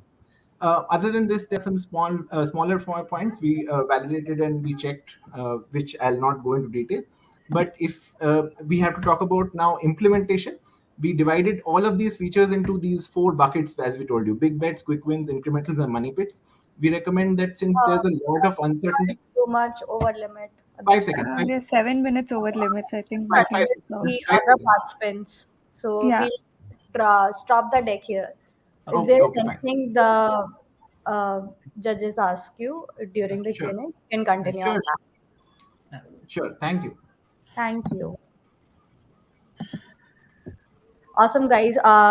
First of all, really love the enthusiasm with which both of you presented a deck. Like, I think anybody who would be sleeping in the audience now is a weekend.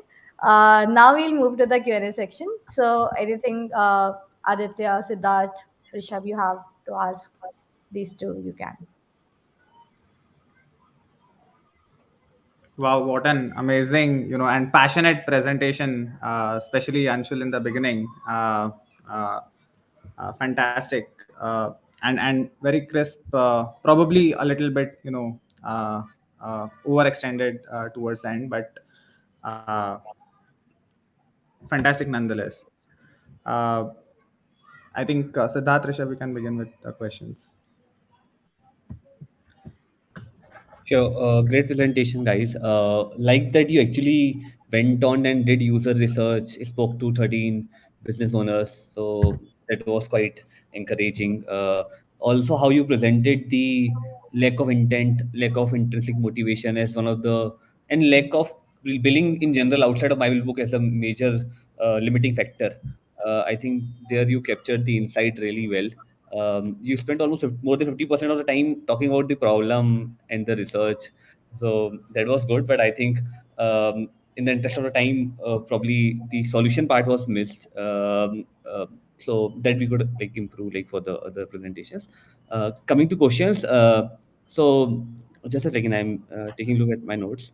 Yeah. So the offer management scheme that you mentioned, right? Wherein how I'm not sure what you worded it like, wherein you Yeah. the store owner will themselves design some offers and that can help them. So this is a completely new feature which we will be going to build, and the store owners themselves will design the offer. Like we will just provide them tool to design the offer and keep a track of it, right? I just wanted to know how this is tying up with the. So this is obviously for people who are able to understand the value out of it, to be able to get more customer, retained customers, they will use it. But how how because this is something which will take a lot of time and effort.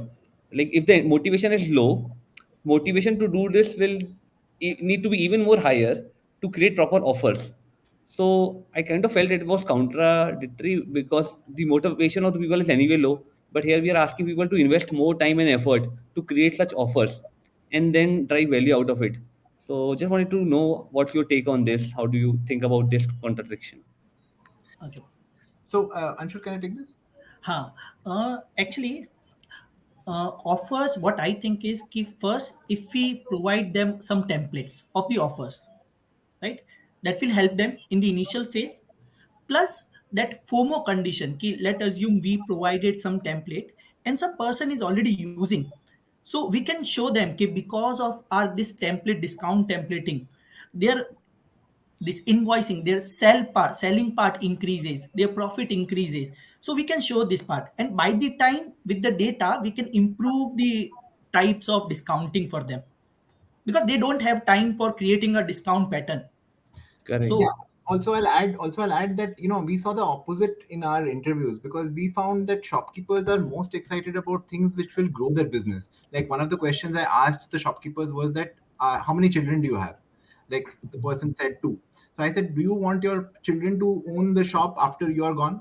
So he said, no, I want them to do job. So I asked them, why not? Why not the shop? So I said, what's exciting? There's nothing exciting to do. I've already done everything in 10 years. I don't need anything more. But Yeah. the moment I asked him, what have you done that has failed?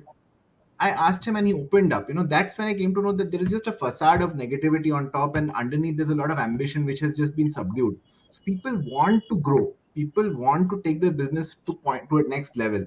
And if they see sales, flash sales, Amazon is doing everyday combo offers at hypermarkets, those are good because they attract eyeballs and attention, and they want that. They want the eyeballs and attention. That guy is proud that there's a regular who comes to his shop from 5 kilometers away, even though he's so far away, because he's able to retain that guy's trust, and he's able to give some regular discounts, and he's always able to waive off something. There's a relationship. He wants to take it to the next level. So it's the opposite of what you are saying. We saw opposite trend.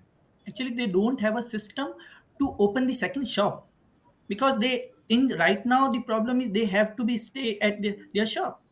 So Yeah, it there's an just over dependence on scalability. Like the shopkeeper's biggest problem is that he cannot leave his shop and he is slave to the shop, because even 2 hours that he goes to the bank or he goes for a blood test, he has to leave it to a very unpaid helper he has hired deliberately, very cheap helper, and that guy is going to not be able to do cross selling. That guy is not going to be able to do upselling. That guy doesn't know about the discounts he offers. That guy doesn't know how to treat his special customers, his resellers, his regular electricians, regular plumbers. So all these things go to hell if you don't have a systematic way to do what the shopkeeper is doing in mental maths.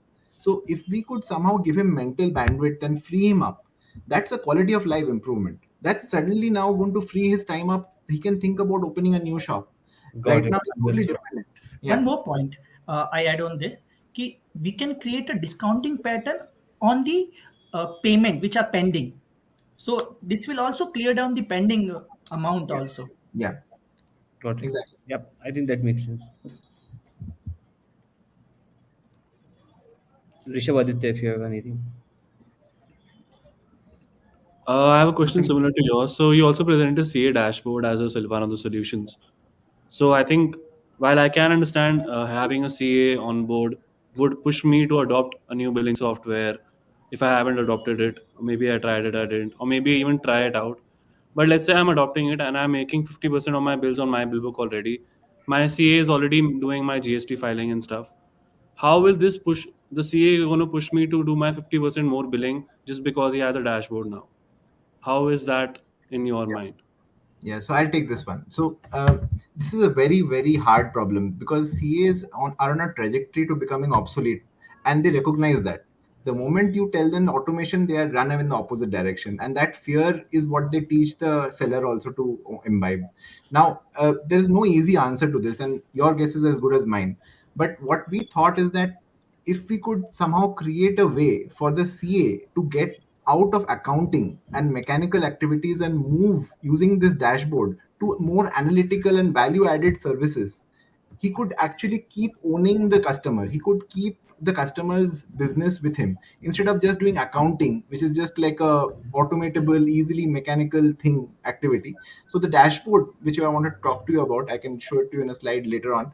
But it's not just about a dashboard. The idea is that you can see the customers' transactions, do analytics, come out with solutions on how to save money, grow business, make your investments in the right place, move the focus of the CA's attention to somewhere else, and even help the CAs who are onboarded to get more referral customers through your network. So it takes care of the CA's long-term goals, and this is a big, it's a possibly a money pit. So that's why we didn't want to talk about it.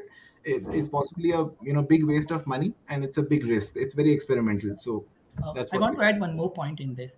When we have interviewed few people, so what we found that their CAs are now telling move to the online.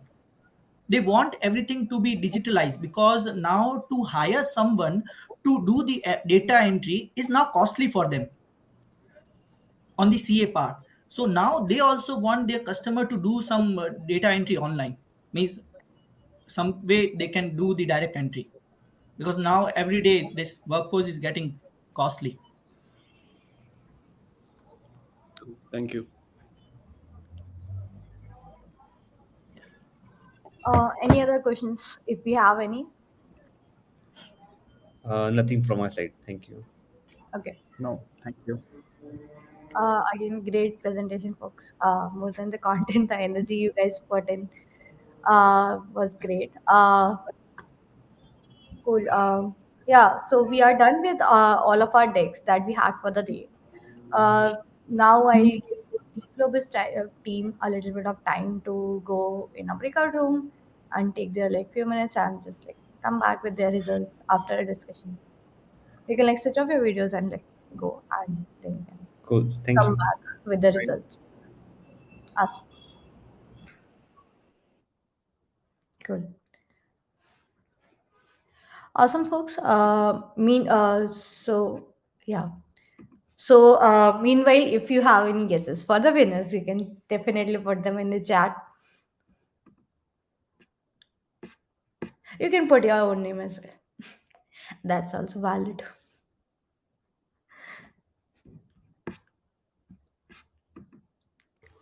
Are there no guesses?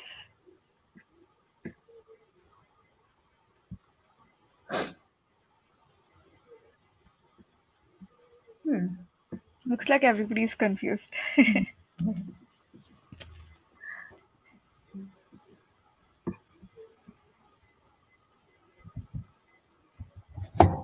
Awesome. Any other current initiatives, Kamila, that you would like to talk about from Singapore side?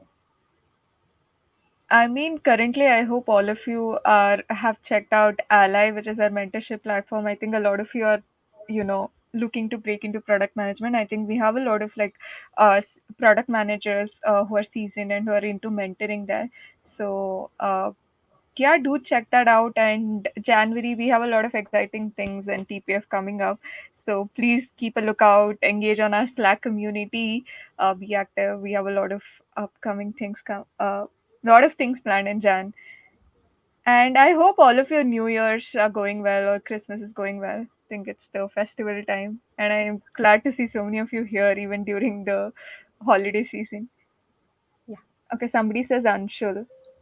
For his passion alone. I think like Anshul might have came and talked about some other company and people would have been still upvoting him just for his passion. So yeah, I have shared the allies link on the chat in case anybody wants to check it out.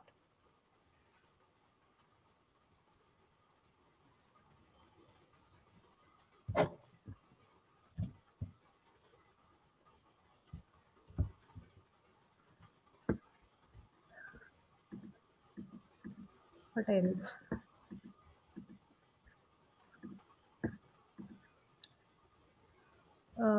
May wish for being a lone wolf. Okay. I don't know if there are the right reasons to make people win passion and being a lone wolf, but yeah, like really appreciate your opinion on this. Apart from this, wanted to know from the people who are like attending these events and everything, what are the companies you would like to see next in the tear down? Are there any companies that you think you are like it would be great to get their interview opportunities for you, or any particular product that you are interested in that you would love to see in tear down and like engage more and learn more about that product itself? So if there are any companies, you can like feel free to put them in chat. We'll see if we can bring them on board.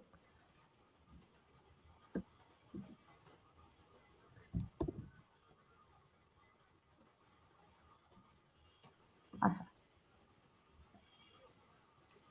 Okay, Zeroda is one of them.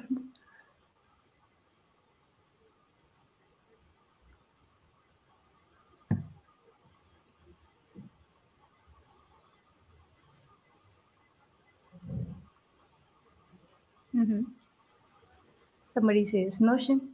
If we like bring Notion on board, I'll come as a participant. I use I take.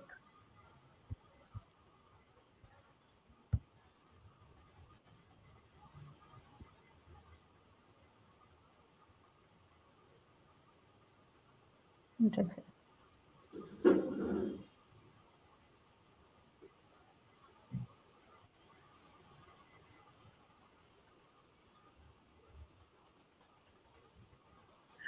Is being like the name of the company Ram, or like you're asking any company in mental health space in general?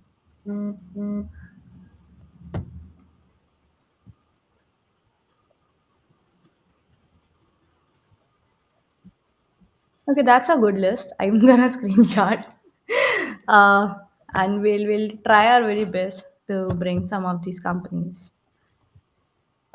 in our upcoming sessions. We'll announce the details of the January teardown pretty soon. So keep an eye on our product teardown page. You folks will find the announcement soon about it.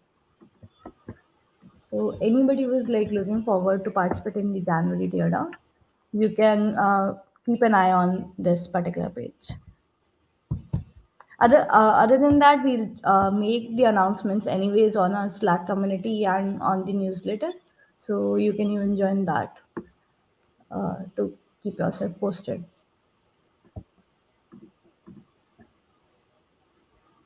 We already did one tear down with IND money. Um, that was, I think, around October 2021. But yeah, I think like it's been a while. We can like see if we can do it again.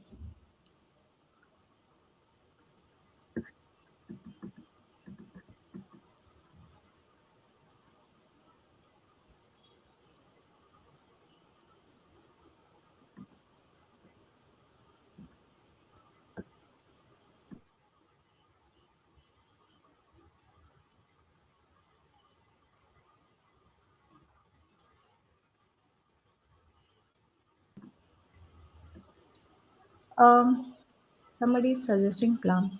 Um, but like, how do you propose? How do we like get you people access to explore it further? If app is like B2B, asking it as an open question.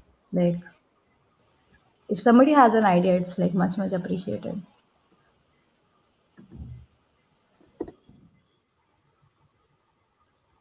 Yeah, but you could access the bill book.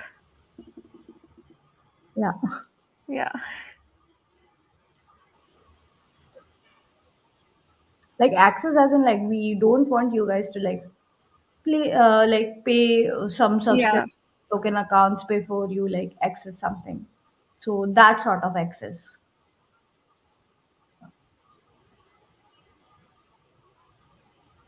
I see. Good suggestions, anyways. I'm like noting all of these down would be really helpful in upcoming months.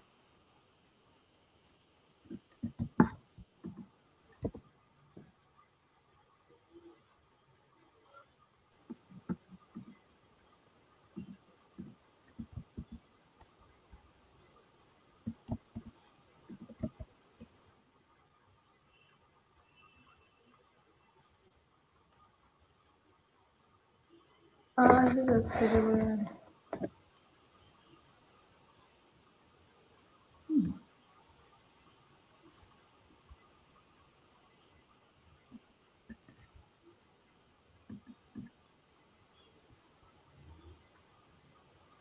Ram has a lot of suggestions. Ram, are you looking forward to volunteer with us? Maybe we can very much use your suggestions.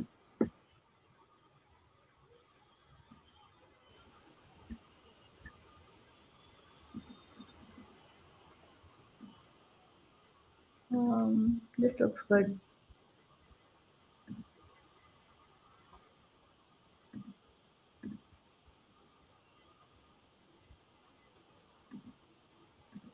Anything else, folks? Also, like if anybody has any questions regarding the roles at Flowbiz and their culture and anything around that, you can put that in the chat as well. Once the jury comes online again, we can ask them those questions. It can be around their product role or like what the roles and responsibilities they expect out of their product managers, or anything else about their culture or their like working space.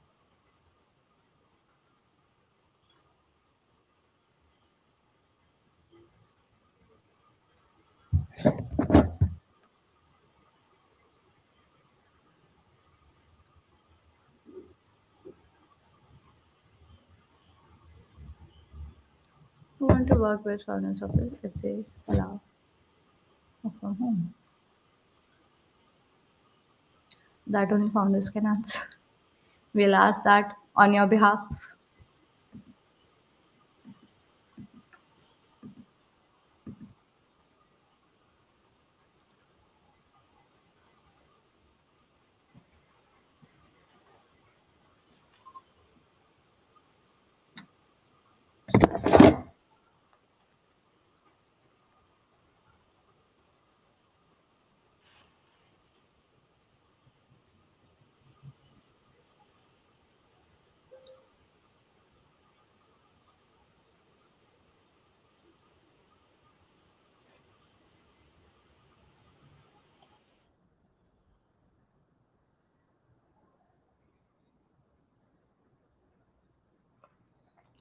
So the jury would be on back online in 2-3 minutes.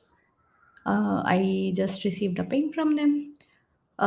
Meanwhile, yeah, if you have any questions regarding Flowbase or their culture in general, you can like feel free to put in.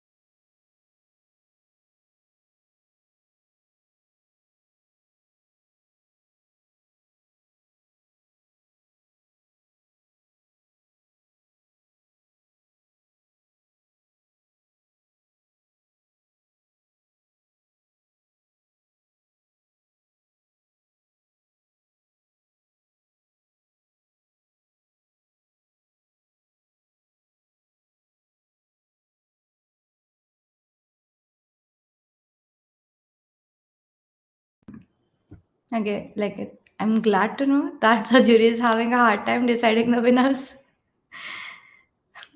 That at least means everybody did a great job at presenting Yeah. and everything. Anshul says, I want to work with the founder's office if they allow. Is it for Flowbiz? Opera books. Yeah. Any Any. Okay. amount of flexibility that is present here.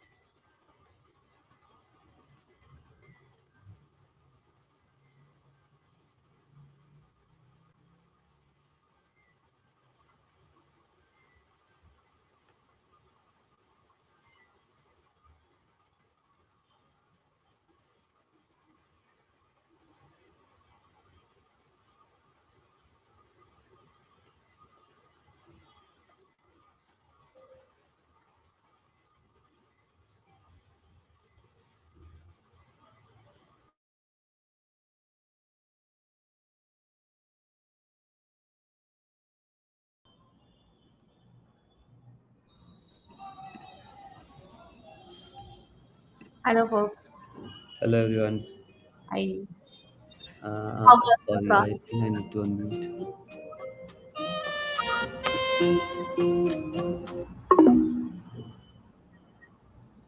Am I audible? Yeah, you Yeah. are. Yeah, sorry, I think we took a lot of time.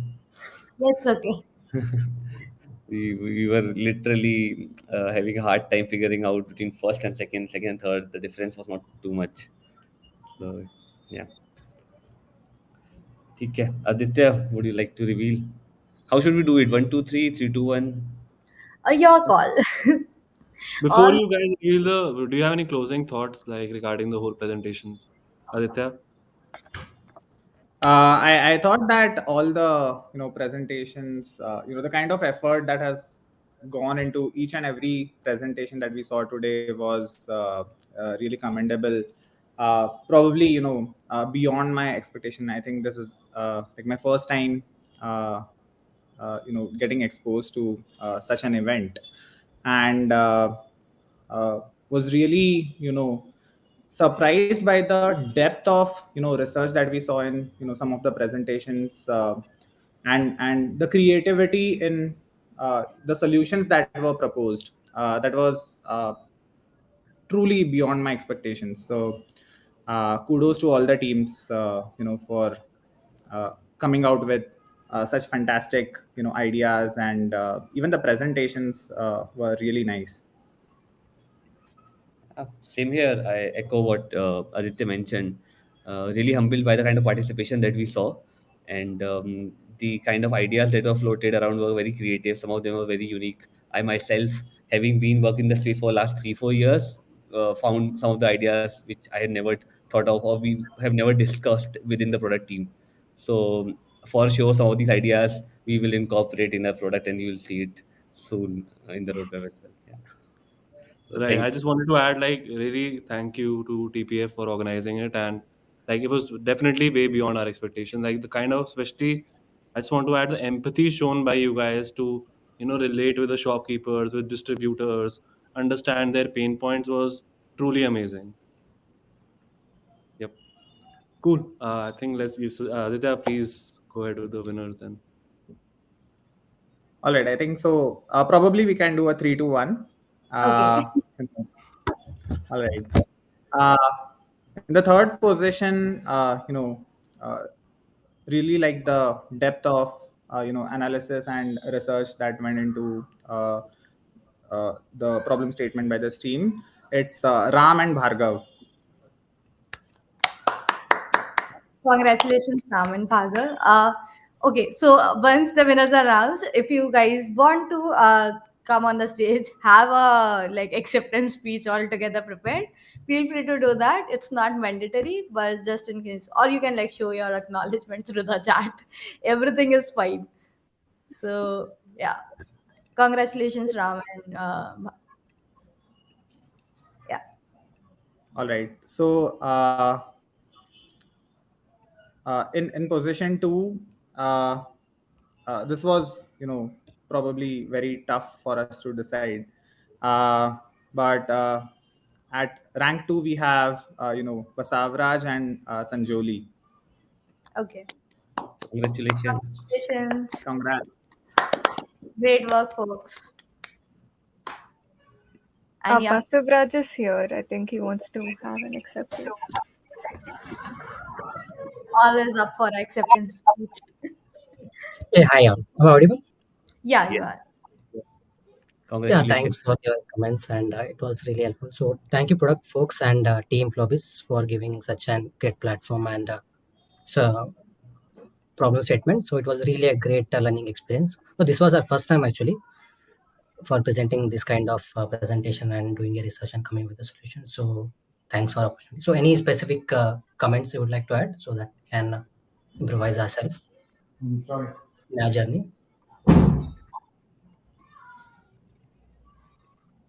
No, I think it was great overall. I think the research part that you guys did was really nice. I think on the solutions part, we what we could have done better was around wireframing, like how to visualize the solutions. We could probably do better over there. But otherwise, it was overall a great presentation, great identification of the problem, some good solutions. So yeah, that's all. Yeah, thanks, Siddharth. Thanks, team. And Yes. the winners of today. Any guesses I have. in the chat? I don't want to show Yeah, my bias. yeah. You carry on. All right. So we have the winners, Sugato and Anshul. So congrats, guys. Awesome. Congratulations. I knew it.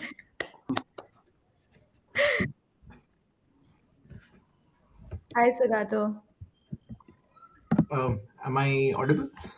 Hi. Yes. Thank you so much, Flobiz team. Aditya, thank you so much for selecting me and Anshul. We really had fun. I mean, I was just looking at the notifications. My phone is right now filled with the notifications of Khata Book, Vyapar. Everybody's trying to sell me something. So, yeah, I just had a wonderful journey. It was really fantastic. Both me and Anshul spent a lot of late nights hoping for this lab. Okay. It Thank you, definitely product showed team. in the. This was my first product down, and I'm just in the learning phase. I just started, so it was very exciting for me. Yeah. Do you guys know each other from before, or you No, guys? just 7 days back Oh, wow. And on how the did you Slack. guys connect? Okay, On the on the Slack. Product Folks Slack channel. Yes, yes. Yeah. Wow, interesting. Actually, I'm from EdTech domain, and Sugata is from FinTech. Right. So that's it. Great work, guys. Congratulations. Thank you. I Thank mean, you. congratulations, guys. Great work. Thank Uh, yeah. Ma'am, one question. Yeah. You told you will speak on my behalf. Speak on your behalf, hasn't it?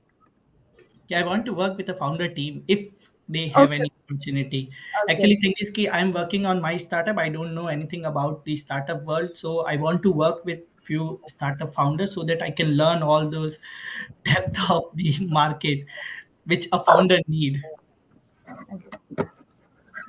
So I think Aditya can answer on the behalf of Clovis. I can answer on the behalf of Product Folks. Yeah, I think we are always in the lookout for good talent. So hit me up, and we can take it offline. Uh, Not offline. If anything from work from home, because I'm already teaching in one of the most top Oh no, institutes. I mean like out of this event is what I meant. Okay. Got it. Fine. I'll ping you for sure. Uh, Thank you. Awesome. So, Special mention for the other two teams. Uh,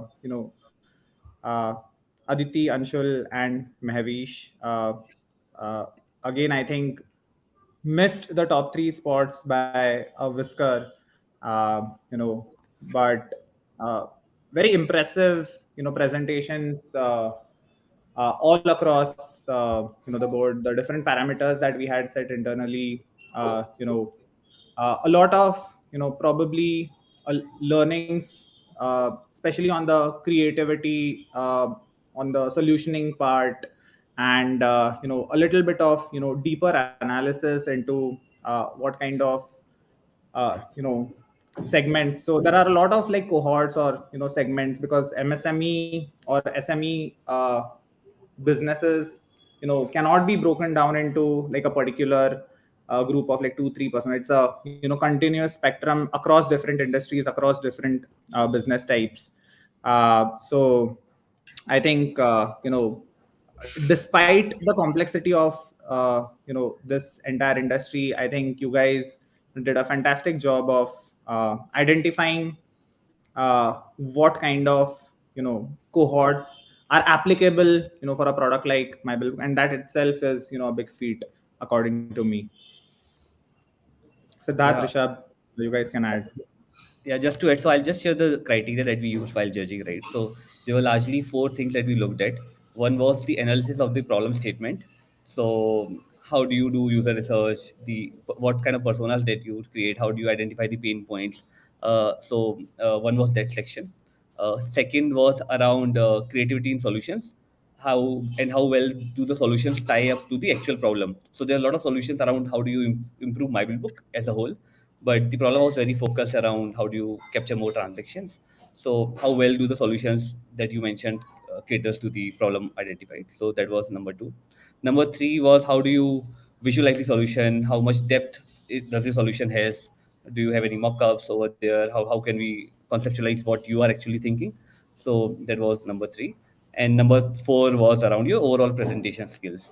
How well was the PPT made, how well you were able to present it on time, etc. And the two teams who missed out today, I can like probably share feedback. So the one team, they didn't do much on the problem analysis part. They jumped into solutions quite early. So that is why they slightly missed on that particular section. Otherwise, they were great in terms of solutions that they placed and the presentation, etc. But because the analysis part was not so much deep, hence they lost some points there. And the other team,